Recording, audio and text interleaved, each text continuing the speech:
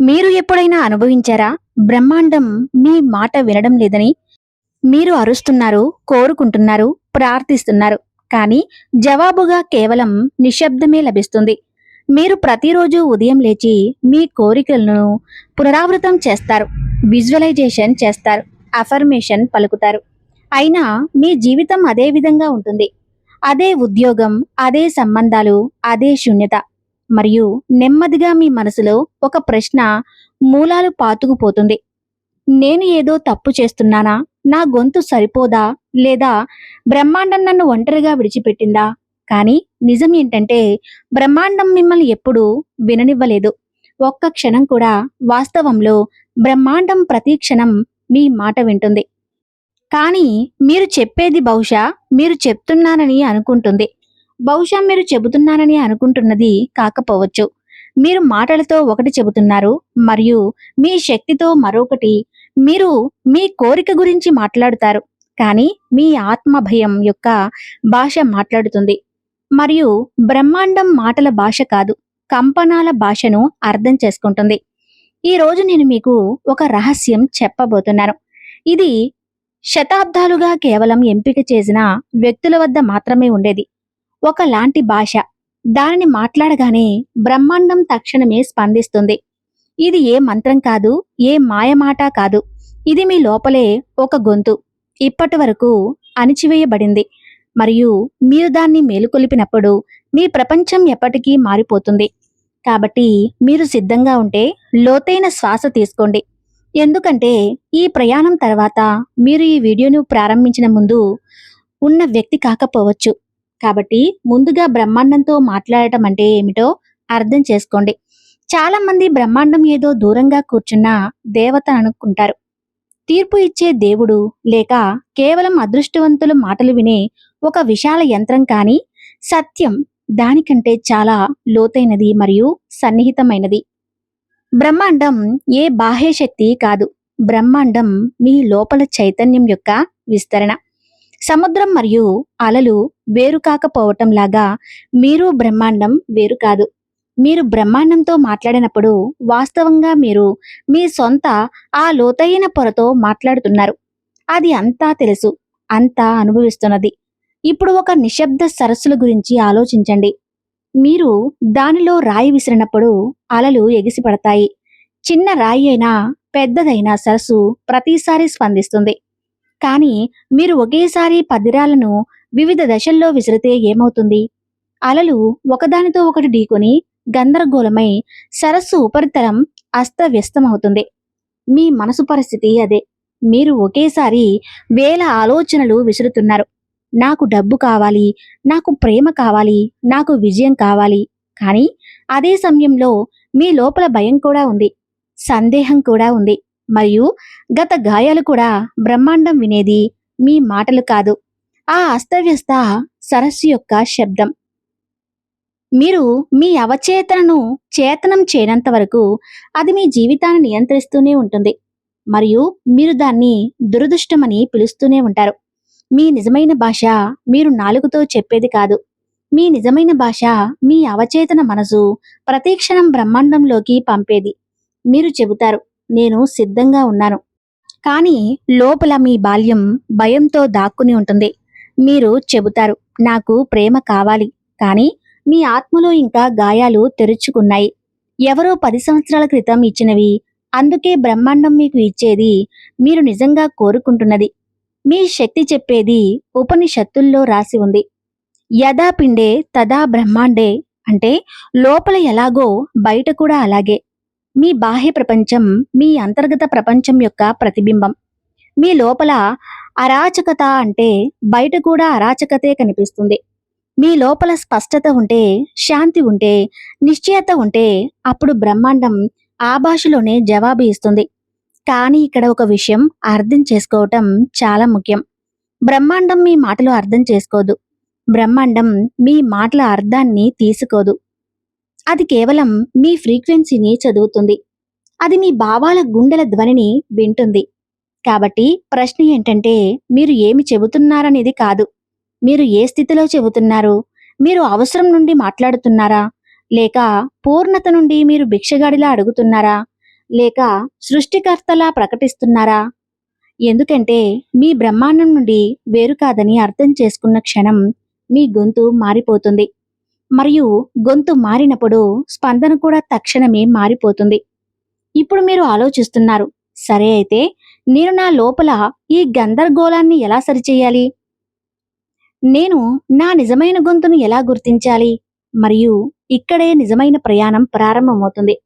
ఎందుకంటే మీరు ఇప్పుడు తెలుసుకోబోయేది కేవలం ఒక టెక్నిక్ కాదు, అది ఒక రూపాంతరం. ఇప్పుడు నేను మీకు చెప్పేది బహుశా మీరు ఎప్పుడూ విని ఉండకపోవచ్చు. మీ జీవితంలో ఏమీ జరగనిది, దూరంగా ఉన్న, కలలో విరిగిపోయిన సంబంధాలు, చేజారిపోయిన అవకాశాలు, వాటి వెనుక మీ ఏ తప్పు లేదు. కానీ మీ లోపల ఒక అలాంటి గొంతు ఖచ్చితంగా ఉంది. మీకు తెలియకుండా మాట్లాడుతుంది. దానినే షాడో అని పిలిచారు. ఆ భాగం చీకటితో దాక్కొని ఉంది. మీరు ఎప్పుడూ చూడనిది, కానీ ప్రతి నిర్ణయంలో, ప్రతి ఆలోచనలో, ప్రతి కోరికలో చేరి ఉంది. బాల్యం నుండి మీకు నేర్పారు కొన్ని విషయాలు. తప్పని కొన్ని భావాలు చెడ్డవి అని మీకు చెప్పారు. కోప్పడకు, ఏడవకు, ఎక్కువ కోరకు, నిన్ను నువ్వు ఎక్కువగా ముఖ్యమని అనుకోకు. మరియు నెమ్మదిగా మీరు మీ లోపల ఆ భాగాలను అణిచివేశారు. మీ కోపాన్ని, మీ కోరికలను, మీ భయాన్ని అన్నిటినీ ఒక చీకటి గదిలో మూసేశారు. కానీ అవి అదృశ్యం కాలేదు. అవి అక్కడే ఉన్నాయి. ఆ అవచేతనలో నిశ్శబ్దంగా మీ విధులు రాస్తున్నాయి. మీరు చెబుతారు, నాకు విజయం కావాలి. అప్పుడు మీ షాడో చెబుతుంది, కానీ నేను దానికి అర్హుడని కాదు. మీరు చెబుతారు, నాకు ప్రేమ కావాలి అని. అప్పుడు మీ లోపల ఉండే ఒక గొంతు గుసగుసలాడుతుంది, కానీ ప్రతి ఒక్కరూ నన్ను విడిచిపెడతారు. ఈ గొంతులు చాలా నెమ్మదిగా ఉంటాయి, కాబట్టి మీకు వినిపించవు. కానీ బ్రహ్మాండం వాటిని పూర్తిగా స్పష్టంగా ఉంటుంది. అప్పుడు అది మీకు ఇచ్చేది మీరు నిజంగా నమ్ముతున్నది. ఇప్పుడు ఒక చెట్టు గురించి ఆలోచించండి. దాని వేళ్ళు విషపూరిత మెట్టుతో ఒకటి ఉంటే అది ఎంత సూర్యకాంతి తీసుకున్నా, ఎంత నీరు త్రాగినా దాని పండ్లు ఎప్పుడూ తీయగా ఉండవు. మీ ఆలోచనలు ఆ ఆకులపైన కనిపించేవి, కానీ మీ నమ్మకాలు ఆ వేర్లు కింద దాక్కున్నవి. మరియు మీ వేర్లల్లో భయం ఉంటే, అపరాధ భావం ఉంటే, అయోగ్యతాభావం ఉంటే, మీరు ఎంత సానుకూల ఆలోచనలు ఆలోచించినా బ్రహ్మాండం మీకు చూపేది మీ వేల సత్యం మాత్రమే. కానీ ఇక్కడ ఒక అద్భుత రహస్యం ఉంది. చాలా తక్కువ మంది అర్థం చేసుకుంటారు. మీ సంఘర్షణ, మీ ప్రతి వైఫల్యం ఇవన్నీ మీకు వ్యతిరేకం కాదు. ఇవన్నీ మీకోసమే. బ్రహ్మాండం మిమ్మల్ని శిక్షించడం లేదు, కానీ సందేశాలు పంపుతుంది. ప్రతిసారి ఏదో జరగనప్పుడు బ్రహ్మాండం మీతో చెబుతుంది, చూడు, ఇక్కడ ఏదో ఉంది, నీవు చూడాలి. ఇక్కడ ఏదో ఇంకా చీకటిలో దాక్కుని ఉంది. వేదాల్లో ఒక శ్లోకం ఉంది, తమసో మా జ్యోతిర్గమయ, అంధకారం నుండి ప్రకాశం వైపు నడిపించు. ఇది కేవలం ఒక ప్రార్థన కాదు, ఇది ఒక ఆదేశం. మీరు మీ లోపల అంధకారంలోకి వెళ్ళారు, ఎందుకంటే మీరు దాన్ని చూడనంత వరకు అది మీ జీవితాన్ని నియంత్రిస్తూనే ఉంటుంది. మరియు ఇదే ఆ మలుపు. ఇక్కడ అంతా మారిపోతుంది. మీరు మీ భయాన్ని ఆవహించినప్పుడు దాని శక్తి ముగిసిపోతుంది. మీరు మీ కోపాన్ని చూసినప్పుడు అది మీ శక్తిగా మారుతుంది. మీరు మీ అయోగ్యతాభావాన్ని గుర్తించినప్పుడు మీరు దాన్ని విడిచిపెట్టగలరు. మరియు మీరు మీ లోపల ఈ పూర్తి దృశ్యాన్ని అర్థం చేసుకున్న క్షణం మీ గొంతు మారిపోతుంది. ఇప్పుడు మీరు అవసరం నుండి కాకుండా పూర్ణత నుండి మాట్లాడతారు. ఇప్పుడు మీరు అడగరు, ప్రకటిస్తారు. ఎందుకంటే ఇప్పుడు మీకు తెలుసు మీరు ఎవరు. మీరు మీ ఆ విరిగిపోయిన వ్యక్తి కాదు. బ్రహ్మాండం నుండి భిక్ష అడిగే వాణ్ణి కాదు. మీరు ఆ చైతన్యం, బ్రహ్మాండం యొక్క భాగం. సృష్టించగల శక్తి మీకు ఉన్నది. తన అంధకారాన్ని చూసిన వ్యక్తి ఇతరుల అంధకారం నుండి విముక్తుడవుతాడు. మరియు నేను మీతో చెబుతున్నాను, తన లోపల అంధకారాన్ని ప్రకాశంలోకి తెచ్చిన వ్యక్తి బ్రహ్మాండం యొక్క భాష మాట్లాడటం నేర్చుకుంటాడు.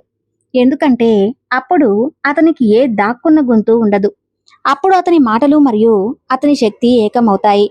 అలా జరిగినప్పుడు బ్రహ్మాండం యొక్క జవాబు తక్షణమే వస్తుంది.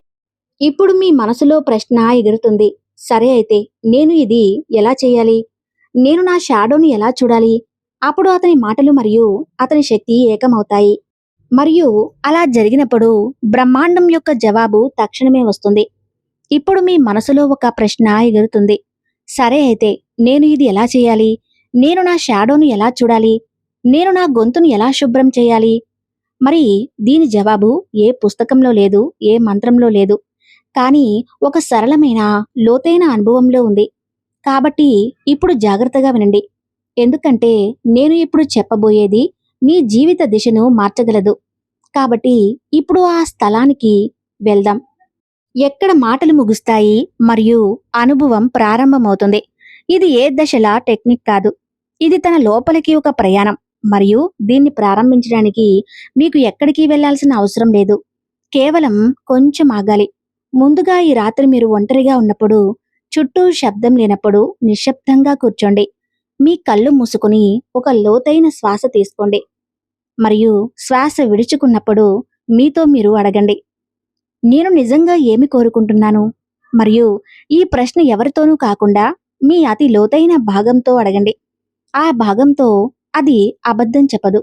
బహుశా మొదటిసారి ఏ జవాబు రాకపోవచ్చు. బహుశా కేవలం నిశ్శబ్దమే ఉండవచ్చు. కానీ ఆగకండి. శ్వాస తీసుకుంటూనే ఉండండి మరియు అడుగుతూనే ఉండండి. మరియు నెమ్మదిగా ఆ నిశ్శబ్దం లోపల నుంచి ఒక గొంతు ఎగురుతుంది. ఏ భావన, ఏ మాట, ఏ జ్ఞాపకం మీ లోపల నిజంగా ఏమి జరుగుతుందో చెబుతుంది. బహుశా మీకు అకస్మాత్తుగా ఆ బాల్య సంఘటన గుర్తుకు వస్తుంది. ఎవరో చెప్పారు నీవు సరిపోవని. బహుశా మీకు ఆ నొప్పి అనుభూతి అవుతుంది. మీరు అణిచివేసి ఉంచినది మరియు అది వచ్చినప్పుడు పారిపోకండి. దాన్ని చూడండి. దాన్ని అనుభవించండి. మరియు నెమ్మదిగా, చాలా ప్రేమతో మీతో మీరు చెప్పండి, నేను నిన్ను చూస్తున్నాను. నేను నిన్ను ఆమోదిస్తున్నాను. నీవు నా భాగమే. మరి ఇప్పుడు నిన్ను దాక్కొని ఉండాల్సిన అవసరం లేదు. ఈ మాటలు చెప్పేటప్పుడు మీకు బహుశా ఏడుపు వచ్చేస్తుంది. బహుశా కోపం వస్తుంది. బహుశా ఉపశమనం లభిస్తుంది. ఏమి వచ్చినా దాన్ని రానివ్వండి. ఎందుకంటే ఇది శుభ్రత ప్రక్రియ. ఇది మీరు మీ సరస్సు శుభ్రం చేసుకునే క్షణం. మరియు మీరు కొంచెం శాంతించిన తర్వాత తదుపరి దశ తీసుకోండి. ఇప్పుడు మీ కోరికను తీసుకోండి. మీరు కోరుకునే ఆ విషయం మరియు దాని మాటల్లో కాకుండా భావనలో అనుభవించండి. మీరు ప్రేమ కోరుకుంటే ప్రేమ ఎలా కనిపిస్తుందో ఆలోచించకండి. ప్రేమలో ఉండటం ఎలా అనిపిస్తుందో అనుభవించండి. మీరు విజయం కోరుకుంటే ఆ విజయం తర్వాత వచ్చే శాంతిని, ఆ గర్వాన్ని, ఆ అసంతృప్తిని ఇప్పుడే అనుభవించండి. మరియు మీరు దాన్ని పూర్తిగా అనుభవించిన తర్వాత ఒక వాక్యం చెప్పండి. కానీ ఈ వాక్యం అడిగే విధంగా ఉండకూడదు. ఇది ప్రకటన అవ్వాలి. నాకు ప్రేమ కావాలనే బదులు చెప్పండి, నేను ప్రేమ నా వద్దకు వస్తుంది. నాకు విజయం కావాలని అనే బదులు, నేను విజయానికి మూలం. మీరు ఇది చెప్పేటప్పుడు జాగ్రత్తగా చూడండి. మీ లోపల ఏ గొంతు వ్యతిరేకం చెబుతుందో, ఏ సందేశం ఎగురుతుందా? ఎగిరితే ఆగండి. మళ్ళీ ఆ సందేశాన్ని చూడండి, అడగండి, ఈ భయం ఎక్కడి నుంచి వస్తుంది? మరియు మళ్ళీ దాన్ని ప్రేమతో ఆమోదించండి. ఈ ప్రక్రియ ఒక్కసారి కాదు, ఇది ప్రతిరోజు, ప్రతి రాత్రి. మీకు లోపల ఏ గందరగోళం అనిపించినప్పుడు మళ్ళీ ఈ అభ్యాసంలోకి రండి. ఎందుకంటే మీరు మీ లోపల శుభ్రతను ఎంత ఎక్కువ చేస్తారో అంత స్పష్టంగా మీ సందేశం బ్రహ్మాండాన్ని చేరుతుంది. ఇప్పుడు మరొక విషయం చాలా ముఖ్యం. మీ హృదయంలో శ్రద్ధ పెట్టండి. మీరు ఏం మాట్లాడుతున్నారు? మీరు చెబుతారు, నా అదృష్టం చెడ్డదని. అప్పుడు ఆగండి. మీరు చెబుతారు, నాకు ఎప్పుడూ ఏమీ జరగదని. అప్పుడు ఆ వాక్యాన్ని పట్టుకుని తక్షణమే దాన్ని మార్చండి. ఇలా చెప్పండి, నేను నా కొత్త కథ రాస్తున్నాను అని చెప్పండి. నేను ప్రతిరోజు మెరుగవుతున్నాను. మొదట్లో ఇది అబద్ధంలా అనిపిస్తుంది, కానీ మీరు దాన్ని మళ్ళీ మళ్ళీ చెప్తూనే ఉంటే నెమ్మదిగా మీ అవచేతన దాన్ని సత్యంగా నమ్మటం ప్రారంభిస్తుంది. మరియు మీ అవచేతన దాన్ని సత్యంగా నమ్మినప్పుడు బ్రహ్మాండానికి ఏ ఎంపిక ఉండదు. అది మీ కొత్త ఫ్రీక్వెన్సీకి జవాబు ఇవ్వాల్సిందే. చివరిగా, కానీ అత్యంత శక్తివంతమైన విషయం, మీరు బ్రహ్మాండంతో మాట్లాడినప్పుడు కృతజ్ఞతతో చేయండి. ఫిర్యాదుతో కాదు, అడుగుతూ కాదు, కానీ ధన్యవాదాలతో. ప్రతి ఉదయం లేచి చెప్పండి, బ్రహ్మాండమా, నీవు నాకు ఏమి ఇచ్చావో దానికి ధన్యవాదాలు. మరియు నేను ఏమి కోరుకున్నానో అది ఇప్పటికే నా వద్దకు వస్తుంది. దానికి కూడా ధన్యవాదాలు. ఇది కేవలం మర్యాద కాదు, ఇది ఒక శక్తి, కృతజ్ఞత యొక్క శక్తి, అత్యధిక ఫ్రీక్వెన్సీ. మరియు మీరు ఈ ఫ్రీక్వెన్సీపై ఉన్నప్పుడు బ్రహ్మాండం మీకు ఇచ్చేది ఆ ఫ్రీక్వెన్సీకి సరిపడేదే. అంటే మరింత సంతోషం మరియు మరింత సమృద్ధి. కాబట్టి గుర్తుంచుకోండి, బ్రహ్మాండంతో మాట్లాడటం అంటే బిగ్గరగా అరవటం కాదు. దాని అర్థం మీ లోపల అంతా శాంతిగా అవ్వటం, మీ ఆత్మ గొంతు స్పష్టంగా వినిపించేటట్టు. దాని అర్థం మీ షాడోను చూడటం, మీ భయాన్ని ఆమోదించడం, తర్వాత ఒక కొత్త స్పష్టమైన శక్తివంతమైన గొంతుతో మాట్లాడటం.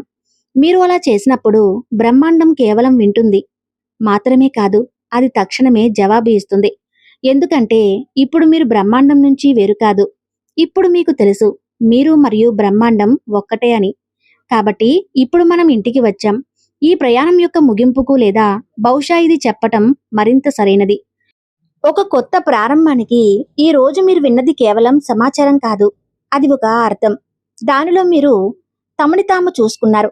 మరియు ఈ మొత్తం సమయంలో మీకు ఎక్కడైనా ఇలా అనిపించిందంటే ఈ మాటలు మీకోసం చెప్పబడ్డాయని మీ ఆత్మ మిమ్మల్ని మేలుకొలుపుతుంది. బ్రహ్మాండం మిమ్మల్ని ఎప్పుడూ ఒంటరిగా విడిచిపెట్టలేదు. అది ప్రతిక్షణం మీతోనే ఉంది, మీ ప్రతి శ్వాసలో, మీ ప్రతి ఆలోచనలో. కానీ మీరు అంత శబ్దంలో మునిగిపోయారు కాబట్టి దాని గొంతు వినిపించడం లేదు. ఇప్పుడు మీకు తెలుసు ఆ శబ్దం ఎక్కడి నుంచి వస్తుందో. ఇప్పుడు మీరు అర్థం చేసుకున్నారు మీ నిజమైన గొంతు ఎలా ఉంటుందో. అప్పుడు మీ బాధ్యత మీరు దాన్ని మాట్లాడటం భయంతో కాదు, సందేహంతో కాదు, కానీ ఆ లోతైన నమ్మకంతో. మీరు ఏమిటో అది సరిపోతుందో. మీరు పూర్ణులు, మీరు శక్తివంతులు. ఇకపై మీరు తమను తాము చిన్నగా అనుకోరు. మీరు ఈ బ్రహ్మాండం యొక్క ఒక అమూల్య భాగం మరియు మీ గొంతుకు అర్థం ఉంది. మీరు ఎప్పుడైనా మీ లోపల ఆ గొంతును విన్నారా? అది అత్యంతగా భయపడేది. ఆ భయం ఏమిటి? మీరు అతిలోతుగా అణిచివేసి ఉంచినది కింద కామెంట్లో రాయండి. థ్యాంక్ యూ యూనివర్స్ అని కింద కూడా రాయండి. ఇది అన్ని విధాలుగా నాకు సహకరిస్తుంది, యూనివర్స్ నాతోనే ఉంది అని అనుకున్నవారు కామెంట్లో రాయండి. నాకు సహకరించట్లేదు అనేవాళ్ళు కూడా కామెంట్లో తెలియచేయండి. Thank you universe.